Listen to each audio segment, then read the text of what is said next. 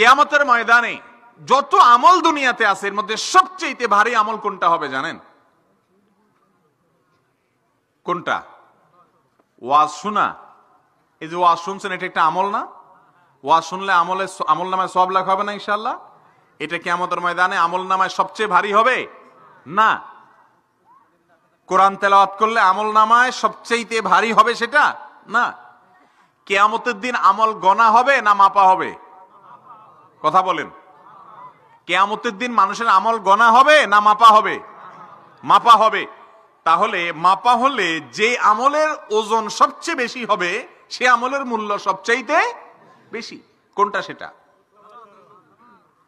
সুনানে তিরমিজিতে বর্ণিত হয়েছে, রাসূল করিম সাল্লাল্লাহু আলাইহি ওয়াসাল্লাম ইরশাদ করেছেন, মা মিন শাইইন ইউদাউ ফিল মিজানি আসকালু মিন হুসনিল খুলুক। মা মিন শাইইন ইউদাউ ফিল মিজানি ইয়াউমাল কিয়ামাতি আসকালু মিন হুসনিল খুলুক। কিয়ামতের ময়দানে যত আমল এনে মিজানের পাল্লায় উঠানো হবে মানুষের, আমল তো দেখা যায় না, কিন্তু সেদিন হয়তো আল্লাহ তাআলা এটাকে একটা রূপ দিবেন দেখা যাওয়ার মতো। যত আমল আছে, তাসবিহ পড়া, তাহলিল পড়া, জিকির আজকার করা, কোরআন তেলাওয়াত করা, নফল নামাজ পড়া, নফল দান করা, নফল সদকা করা, এই সবগুলোকে যখন রাখা হবে, একটা আমল বান্দার আমল নামাতে সবচেয়ে মিজানের পাল্লাতে সবচেয়ে ভারী হবে, ওয়েটফুল হবে, তার নাম হলো সুন্দর আচরণ, সুন্দর ব্যবহার। যার আচরণ যত সুন্দর তার আমল নামা তত ভারী হবে, তার মিজানের পাল্লা, নেক আমলের পাল্লা তত ভারী হবে। আল্লাহ তাআলা আমাদের আখলাক গুলাকে সুন্দর করার তৌফিক দান করুন। কোন মানুষের ক্ষতি করা যাবে না, কোন মানুষের অকল্যাণ কামনা করা যাবে না। সকলের কল্যাণ কামী হতে হবে, কারোর ক্ষতি করা যাবে না। নিজের পরিবারের লোকদের সাথে অনেকে দুর্ব্যবহার করে। আল্লাহর জমিনে সবচেয়ে আপনার সুব্যবহারের, ভালো আচরণের অধিকারী সবচেয়ে বেশি কে? কার প্রতি সবচেয়ে বেশি ভালো আচরণ করতে হয়? মা। আর আমরা কি করি? সবচেয়ে ছেঁচড়া আচরণটা মায়ের সাথে করি, ঠিক না বেঠিক? মায়ের সাথে যেরকম ছেঁচড়া আচরণ করা হয়, এরকম ছেঁচড়া আচরণ দুনিয়াতে আর কারোর সাথে করা হয় না।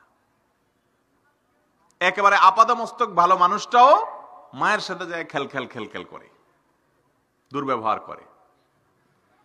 বাবার সাথে করে, বউয়ের সাথে করে। বউয়ের সাথে বিয়ের পরে প্রথম করে না অবশ্য, প্রথম একটু মহব্বত থাকে কিছুদিন, এরপর আস্তে আস্তে সেটা কমতে থাকে। এরপর দুনিয়ার সবচেয়ে দুর্ব্যবহার করে কার সাথে? বউয়ের সাথে। প্রিয় নবী সাল্লাল্লাহু আলাইহি ওয়াসাল্লাম বলেছেন, তোমাদের মধ্যে যে ব্যক্তি তার পরিবারের মানুষের কাছে, এক হাদিসে আসছে তার স্ত্রীর কাছে ভালো, খায়রুকুম লিআহলি ওয়া আনা খায়রুকুম লিআহলি। নবীজি বলেছেন, তোমাদের মধ্যে, মজলিসের মধ্যে সবচেয়ে ভালো মানুষ সে যে তার বউয়ের কাছে ভালো। এই জন্য রাসূল আকরাম সাল্লাল্লাহু আলাইহি ওয়াসাল্লামের ভাষ্যগুলো খেয়াল করেন। মুমিন কখনো লাআন হতে পারে না, তাআন হতে পারে না, ফাহিশ হতে পারে না, বাযী হতে পারে না, নবী সাল্লাল্লাহু আলাইহি ওয়াসাল্লামের ভাষা। ঈমানদার কখনো অন্যকে গালমন্দকারী হতে পারে না। আপনি গালমন্দ করার অভ্যাস আছে, তাহলে আপনি কখনো ভালো মুমিন হতে পারতেছেন না। আপনি অন্যকে নিচু কথা, তুচ্ছ কথা, বাজে কথা বলার অভ্যাস আছে, আপনি কখনো ভালো মুসলমান হতে পারবেন না। মুমিন সম্পর্কে নবী সাল্লাল্লাহু আলাইহি ওয়াসাল্লাম আরো বলেছেন, মান গাশশানা ফালাইসা মিন্না। যে ব্যক্তি কাউকে ধোঁকা দেয়, প্রতারণা করে, সে আমার উম্মত হতে পারে না। প্রিয় ভাইরা আমার, মুসলমান পারস্পরিক ভাই। রাসূল করিম সাল্লাল্লাহু আলাইহি ওয়াসাল্লাম এক হাদিসে বলেছেন, সমস্ত ঈমানদাররা, সমস্ত মুসলমানরা হলো একটি দেহের মতো। শরীরের একটা অংশে কোনো একটা জায়গায় ব্যথা হলে পুরো শরীর সেই ব্যথা অনুভব করে কি করে না? অতএব যে কোনো মুসলমানের ক্ষতি হলে সমস্ত মুসলমানরা কষ্ট পাবে, আর তার সুখে সবাই সুখী হবে। এ হলো মুসলমানের চরিত্র। প্রিয় ভাইরা আমার, এই জিনিসগুলো আজকাল অনেক কঠিন, হারিয়ে গেছে, আমাদের মধ্যে নাই।